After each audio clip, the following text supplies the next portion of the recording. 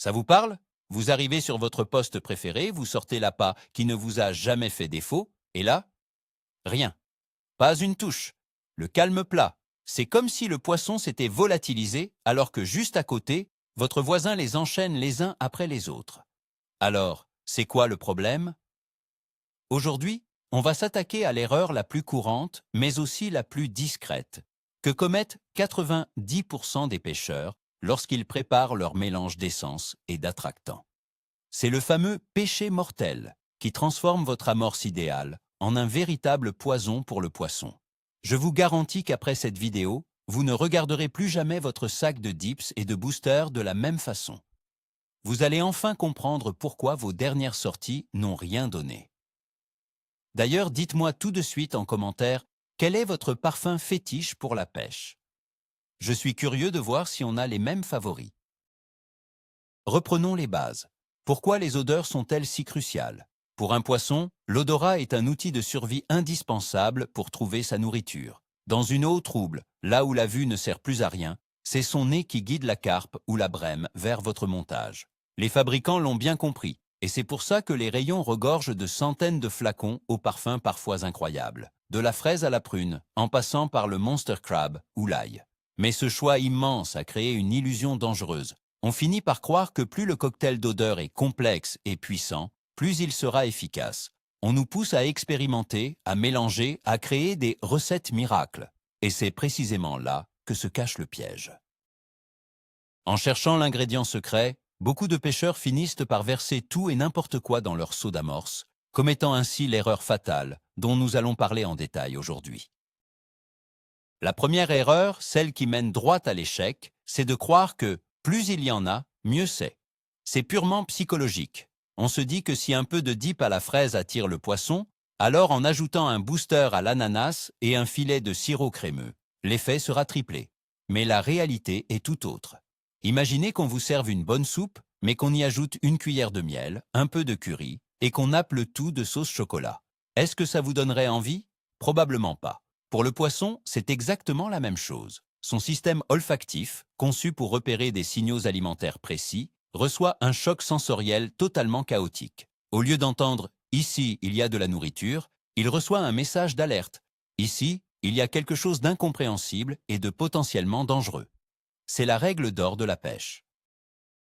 Saturer son appât d'arômes, surtout s'ils sont différents, c'est le meilleur moyen de faire fuir tous les poissons du secteur.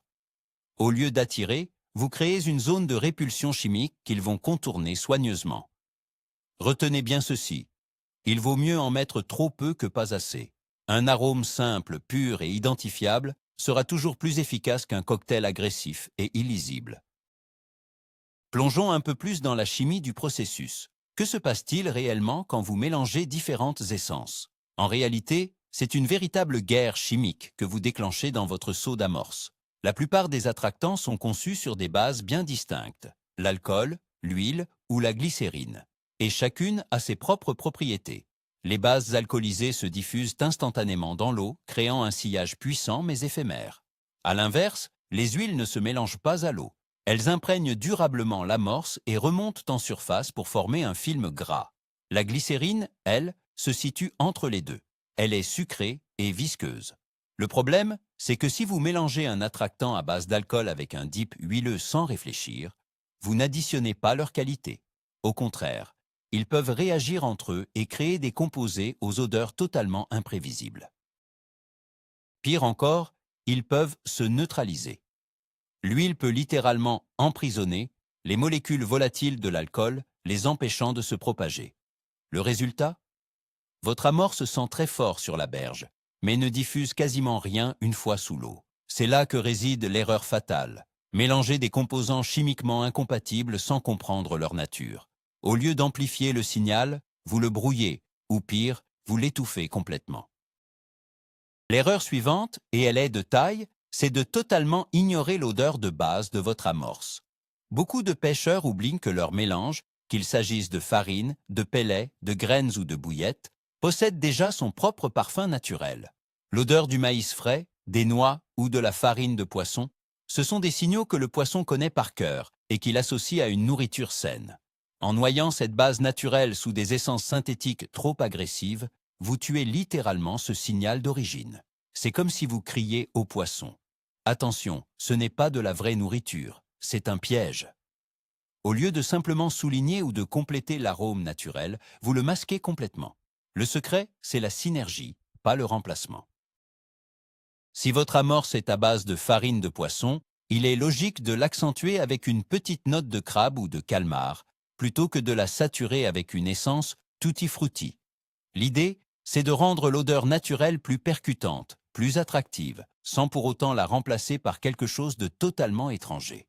N'oubliez pas, votre but est de convaincre le poisson qu'il a trouvé le meilleur repas de sa vie, et non pas qu'il vient d'entrer dans une parfumerie au fond de l'eau. Parlons maintenant d'un grand classique des erreurs au bord de l'eau, le duel entre le sucré et l'épicé.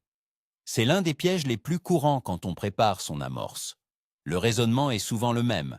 Le pêcheur prend un arôme fruité, comme la prune, et décide d'y ajouter de l'ail ou du calamar pour booster le tout.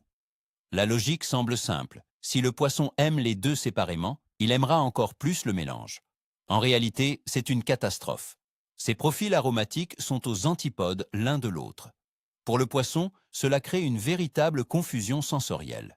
Imaginez un instant de la confiture de fraises servie avec du harengue.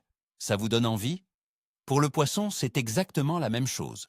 Ce genre de combinaison n'existe pas dans la nature et c'est souvent perçu comme un signal de danger. Attention, cela ne veut pas dire qu'il ne faut jamais mélanger les odeurs. Mais il faut le faire avec intelligence.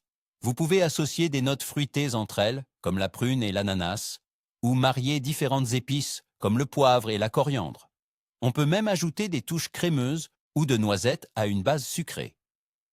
Par contre, mélanger des groupes radicalement opposés, comme les fruits et le poisson, ou le sucre et les épices fortes, c'est presque toujours l'échec assuré. C'est un peu comme si vous essayiez de jouer de l'opéra et du heavy metal en même temps. Le résultat, ce n'est pas de la musique, c'est juste du bruit. Un point crucial que beaucoup négligent, c'est la saisonnalité des arômes. Ce qui fonctionne à merveille en juillet dans une eau chaude peut s'avérer totalement inutile, voire contre-productif, en octobre. En été, quand l'eau est chaude, le métabolisme du poisson est à son apogée. Il a besoin d'énergie rapide.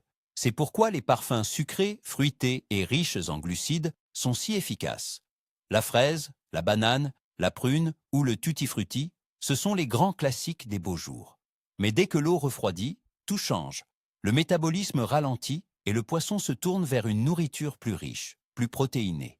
À ce moment-là, ce sont les épices et les arômes carnés qui prennent le relais. Poivre, ail, krill, calmar ou foie.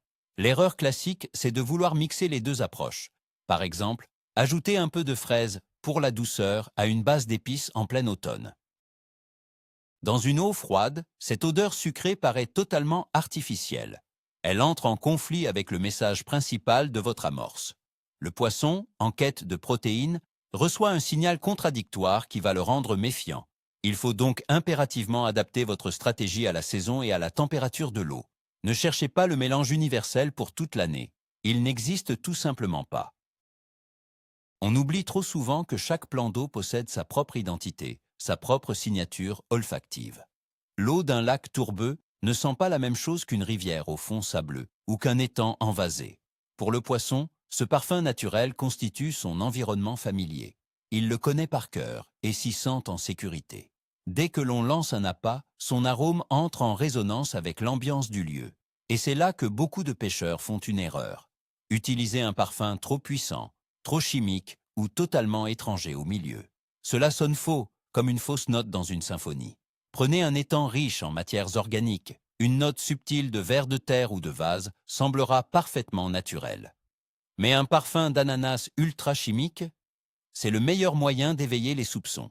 L'erreur classique est de vouloir écraser l'odeur naturelle de l'eau avec un attractant trop agressif.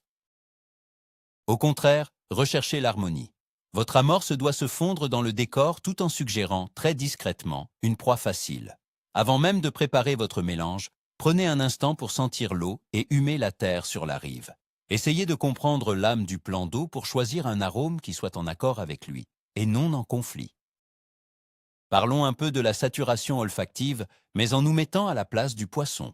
On a déjà évoqué le sujet, mais il est crucial de comprendre le mécanisme. Le nez d'un poisson est un récepteur chimique d'une sensibilité incroyable. Il est capable de détecter des concentrations infimes de substances à des distances impressionnantes. C'est ce qui lui permet de se nourrir et de survivre face aux prédateurs. Maintenant, imaginez que vous versiez sur votre zone de pêche un cocktail ultra concentré d'arômes puissants. Pour le poisson, c'est l'équivalent d'une grenade assourdissante qui exploserait juste à côté de vous. Ce n'est pas seulement fort, c'est paralysant. Cela provoque un choc et une réaction de panique immédiate. Au lieu de s'approcher tranquillement pour identifier cette bonne odeur, le poisson s'enfuit loin de l'épicentre de cette explosion chimique. Le signal est trop violent, trop artificiel pour être analysé. C'est comme si vous cherchiez des champignons en forêt et que d'un coup, quelqu'un vous collait un flacon de parfum de synthèse sous le nez. Vous n'allez pas trouver plus de champignons, vous allez simplement faire un bond de 2 mètres en arrière. C'est exactement ce qui se produit sous l'eau quand on a la main trop lourde sur les additifs. Au lieu d'attirer le poisson, on crée une barrière invisible et infranchissable qui le fait fuir à coup sûr. Il existe un concept essentiel en pêche dont on parle trop peu, la différence entre la stratégie du nuage et celle du cœur. Ce sont deux approches totalement distinctes, et les confondre est une erreur classique qui peut gâcher votre session. Les arômes destinés au nuage sont des substances légères et volatiles, souvent à base d'alcool. Leur rôle est de se dissoudre instantanément pour créer un large halo aromatique autour de votre poste. C'est ce qui va attirer le poisson de loin en piquant sa curiosité. On pense ici au spray ou au booster liquide que l'on ajoute à l'eau de mouillage de l'amorce. À l'inverse, les arômes pour le cœur sont beaucoup plus denses et persistants, généralement à base d'huile ou de glycérine. Leur mission est de rester fixés sur votre èche ou de napper les particules au fond de l'eau. Ils servent à maintenir le poisson sur la zone en envoyant un signal alimentaire puissant et concentré juste à côté de l'hameçon. C'est typiquement le rôle des dips épais. L'erreur fatale, c'est d'utiliser ces produits à contre-emploi. Verser un dip huileux dans son amorce en espérant créer un nuage est inutile. Il va simplement coller les particules entre elles et rester inerte au fond. À l'inverse, vaporiser un spray léger sur une èche ne sert pas à grand-chose, car l'odeur disparaîtra en moins d'1 minute une fois dans l'eau. Il faut être méthodique. On attire de loin avec le nuage et on fixe sur le point précis avec le cœur. En mélangeant ces deux stratégies, vous obtenez un message flou qui perd toute son efficacité. Cassons tout de suite un mythe qui a la peau dure, celui du mix secret. Beaucoup de pêcheurs sont persuadés qu'il existe une recette miracle, un cocktail magique de 5, 7 ou même 10 arômes capables de rendre n'importe quel poisson fou. Ils passent des années et dépensent des fortunes à mélanger tout ce qu'ils trouvent en magasin, dans l'espoir de dénicher le Graal. Mais la vérité, c'est que ce mélange n'existe pas. Plus votre composition est complexe, moins le résultat est prévisible. Avec 10 composants, il est impossible de savoir lequel a fonctionné ou lequel, au contraire, a tout gâché. En plus, plus vous multipliez les ingrédients, plus ils risquent d'entrer en conflit les uns avec les autres. La pêche, ce n'est pas de l'alchimie, c'est de la science et de l'observation. Au lieu de créer des cocktails indéchiffrables, il est bien plus efficace de travailler avec 1 ou 2 arômes maximum, mais des arômes qui ont fait leurs preuves. Cela vous permet de comprendre exactement ce qui fait réagir le poisson à l'instant T. S'il n'y a pas de touche, vous pouvez changer d'arôme et analyser clairement le résultat. Avec 10 odeurs différentes dans votre amorce, vous avancez totalement à l'aveugle. La clé de la régularité, c'est la simplicité et la compréhension de ce que l'on fait. Ne perdez plus votre temps à courir après un mix légendaire qui, de toute façon, n'existe pas. Revenons un instant sur l'aspect technique pour bien comprendre comment sont conçues nos essences. C'est vraiment la clé pour éviter les erreurs. On distingue 3 piliers, l'alcool, la glycérine et l'huile. D'abord, les bases alcoolisées. Leur gros point fort, c'est qu'elles se dissolvent instantanément, peu importe la température de l'eau. Elles créent un signal aromatique large et immédiat. Le revers de la médaille, elles se dissipent aussi très vite. C'est donc l'outil idéal pour les sprays ou pour booster un spot mix afin d'attirer le poisson de très loin. Ensuite, la glycérine. C'est une substance visqueuse et naturellement sucrée. Elle se dissout bien, mais beaucoup plus lentement que l'alcool. Elle va alourdir votre amorce et lui donner du goût. C'est parfait pour intégrer directement dans un mix de bases ou pour napper vos èches. Enfin, les bases huileuses. On le sait, l'huile et l'eau ne font pas bon ménage. L'huile va envelopper vos particules et vos appâts, ce qui permet aux arômes de se libérer très progressivement. En surface, elle forme une fine pellicule. C'est la solution idéale en eau froide ou pour les èches qui doivent rester attractives sur la durée. L'erreur fatale, c'est de vouloir les mélanger. Si vous mettez un arôme alcoolisé et un arôme huileux dans le même flacon, les liquides vont se séparer et le résultat sera totalement imprévisible une fois dans l'eau. Ne jouez pas aux apprentis chimistes en mélangeant les bases. Utilisez-les séparément, chacune pour un objectif précis. On oublie trop souvent un facteur essentiel, le temps. L'arôme de votre amorce n'est pas une donnée figée, il évolue. Ce que vous préparez sur la rive peut sentir totalement différemment après 1, 2 ou 3 heures d'immersion. Dès que vous mélangez plusieurs composants, le processus devient incontrôlable. Chaque substance a sa propre volatilité. Les molécules les plus légères se diffusent en premier pour créer le signal d'appel immédiat, tandis que les plus lourdes restent fixées sur les particules de nourriture. En créant un cocktail complexe, vous lancez une symphonie dont la mélodie change sans cesse. Si votre mélange sent bon au départ, une fois que les notes fruitées se sont évaporées, il peut ne rester au fond qu'un arrière-goût chimique et agressif. Le poisson, d'abord attiré par une odeur agréable, se retrouve face à un arôme devenu repoussant une fois sur zone. En mélangeant les essences, vous perdez la maîtrise de votre stratégie. En utilisant un arôme unique et pur, vous savez exactement comment il va se comporter dans la durée. C'est l'assurance de ne jamais laisser de mauvaises surprises au poisson. Un autre piège à éviter, c'est de vouloir courir plusieurs lièvres à la fois. En clair, essayez de cibler différentes espèces avec un seul et même mix aromatique. Imaginons que vous vouliez toucher à la fois de la brème et de la carpe. Vous savez que la brème adore la coriandre et que la carpe préfère la fraise. Vous décidez alors de mélanger les deux dans votre amorce en espérant doubler vos chances. Le résultat? Dans la plupart des cas, c'est le fiasco total. Vous ne prendrez ni l'une ni l'autre. Pourquoi? Parce que vous envoyez un message olfactif totalement incohérent. Chaque espèce a ses propres préférences, dictées par l'évolution. En mélangeant des arômes qui n'ont rien à voir, vous obtenez un résultat qui ne ressemble à rien. Cette odeur ne sera attractive ni pour la brème, ni pour la carpe. Pire encore, vous risquez d'attirer les mauvais poissons. Un arôme trop sucré peut faire débouler des nuées de petits gardons ou d'ablettes, qui satureront votre cou et empêcheront les gros spécimens d'approcher. La règle d'or, c'est de choisir une cible précise et de travailler avec les parfums qu'elle affectionne. Si vous voulez varier les prises, mieux vaut préparer 2 amorces distinctes ou changer de stratégie en cours de route, plutôt que d'essayer de créer un cocktail universel pour tous les habitants du plan d'eau.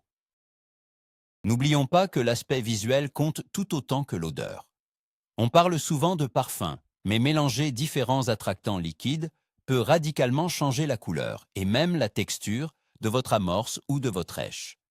Certains boosters affichent des couleurs très vives, rouge, jaune ou vert fluo. D'autres, souvent à base d'huile, sont beaucoup plus sombres et opaques. Si vous mélangez par exemple un booster à l'ananas d'un jaune éclatant avec un dip calmar marron foncé, vous risquez d'obtenir une èche d'une couleur grisâtre, presque boueuse. Pour le poisson, surtout en eau claire, la couleur est un signal crucial. Un pop-up doit rester bien flashy pour se détacher nettement du fond. À l'inverse, un mélange de graines doit garder un aspect naturel. En lui donnant une teinte terne et suspecte, vous pourriez rendre votre coup beaucoup moins attractif, voire carrément effrayer le poisson. Attention aussi à la texture. Certains sirops très denses peuvent modifier la mécanique de votre amorce en la rendant trop collante ou trop inerte, ce qui n'est pas toujours l'effet recherché. En résumé, quand vous préparez vos mélanges, ne pensez pas seulement à l'odeur. Anticipez le rendu visuel et les propriétés physiques de votre appât. Parfois, utiliser un arôme incolore reste la meilleure option pour ne pas gâcher la présentation. La température de l'eau, c'est le véritable chef d'orchestre des odeurs sous-marines. Elle détermine la façon dont les arômes se diffusent et, surtout, comment le poisson les perçoit. L'ignorer est une erreur fondamentale. Dans une eau chaude, les molécules s'activent. Les odeurs voyagent plus vite, plus loin, et avec plus d'intensité. C'est pourquoi, en plein été, une dose minime d'arôme produit un effet spectaculaire. En eau froide, c'est tout l'inverse. La diffusion tourne au ralenti. Pour que votre amorce reste attractive, elle doit idéalement reposer sur une base d'alcool, car c'est la seule qui se dissout correctement par basse température. La plus grosse erreur est de garder les mêmes réflexes toute l'année. Verser un booster huileux dans une eau glacée est inutile. L'huile va figer, s'épaissir et emprisonner l'odeur au lieu de la libérer. À l'inverse, utiliser un attractant alcoolisé puissant en pleine canicule, avec le même dosage qu'au printemps, provoquera une explosion olfactive si brutale qu'elle fera fuir tout ce qui bouge. Mélanger différents types d'arômes ne fait qu'aggraver le problème, rendant le comportement de votre amorce totalement imprévisible. Un seul conseil, fiez-vous toujours à votre thermomètre pour ajuster vos produits et vos dosages. Un aspect crucial, trop souvent négligé, c'est l'harmonie parfaite entre l'odeur de votre èche et celle de votre zone d'amorçage.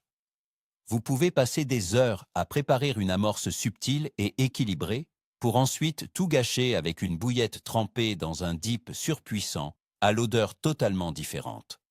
Imaginez la réaction du poisson.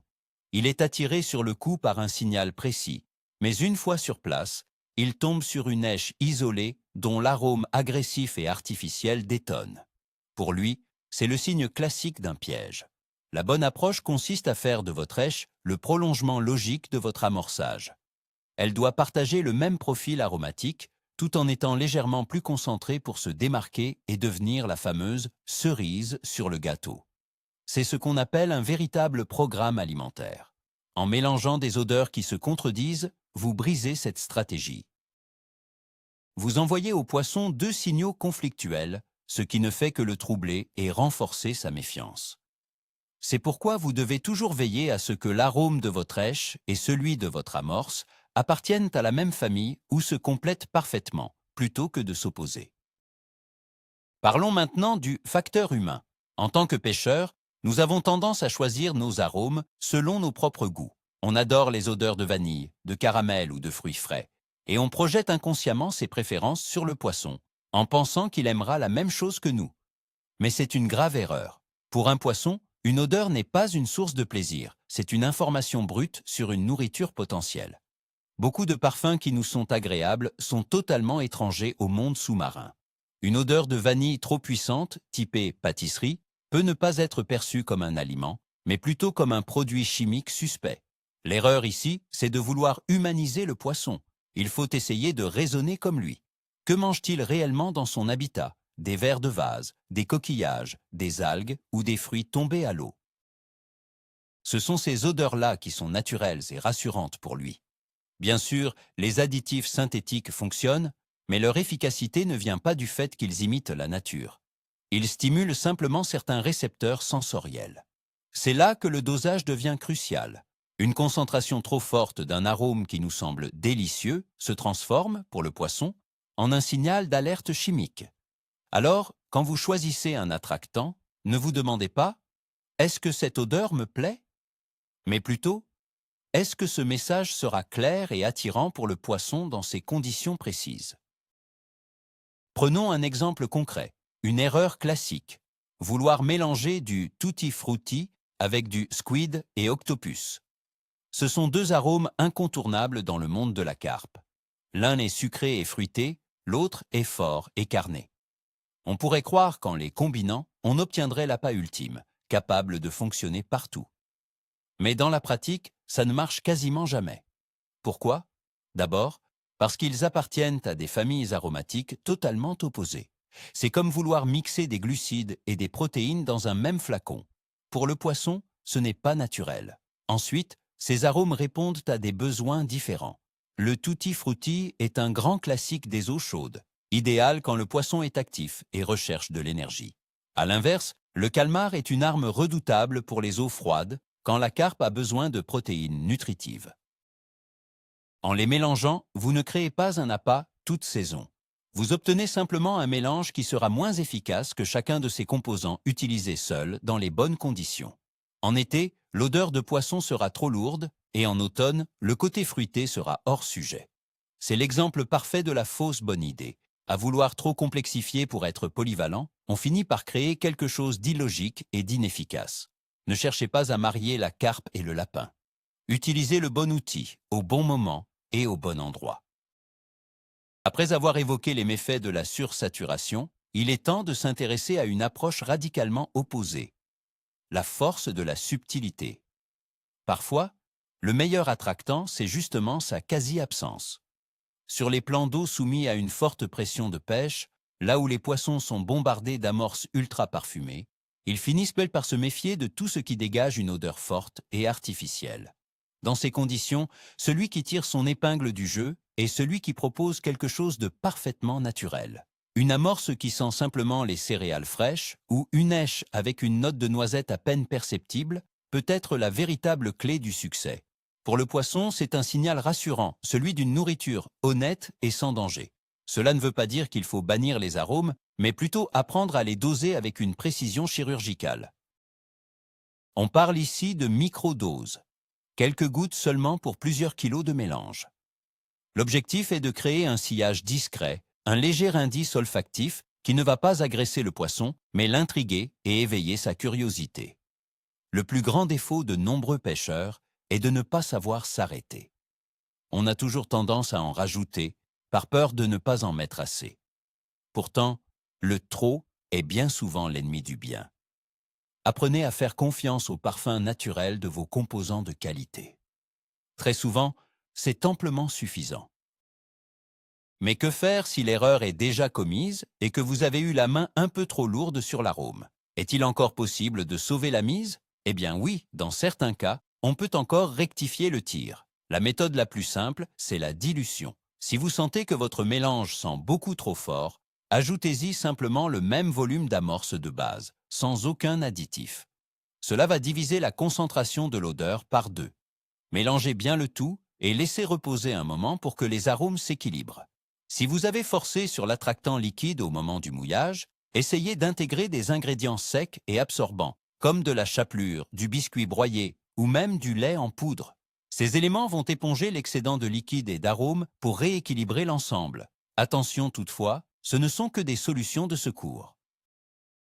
Si vous avez mélangé plusieurs parfums incompatibles, le résultat risque d'être irrattrapable.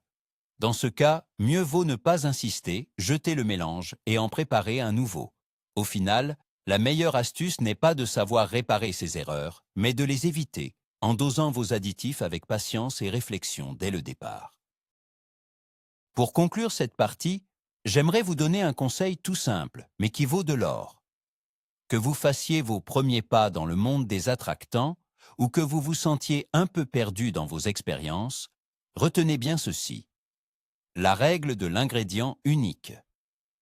Pendant une saison entière, voire 2, choisissez 1 ou 2 arômes de qualité, pas plus. Par exemple, un fruité bien sucré pour l'été et un épicé ou carné pour l'automne. Et tenez-vous-en à ça. Votre but n'est pas de trouver le mélange miracle, mais de comprendre précisément comment ce produit fonctionne. Jouez sur les dosages, testez-le sur différents plans d'eau et observez comment le poisson réagit selon la météo. Prenez des notes, tenez un petit journal de pêche. C'est le seul moyen de vraiment maîtriser la science des arômes. Vous apprendrez à ressentir le bon dosage et à savoir quand l'utiliser ou non. Une fois que vous maîtriserez parfaitement un composant, vous pourrez en ajouter un deuxième, en sachant exactement comment ils vont interagir. Sauter d'un produit à l'autre et tout mélanger au hasard, c'est le chemin du chaos. Le vrai savoir, c'est de maîtriser les bases. Commencez simplement et c'est ce qui vous mènera vers des résultats réguliers et performants. Alors, qu'est-ce qu'il faut retenir de tout ça? On a balayé pas mal de sujets, mais au final, tout repose sur une idée simple. L'erreur fatale quand on mélange des additifs, ce n'est pas d'utiliser telle ou telle combinaison, c'est de le faire sans réfléchir. C'est de croire aveuglément que plus c'est complexe, mieux c'est.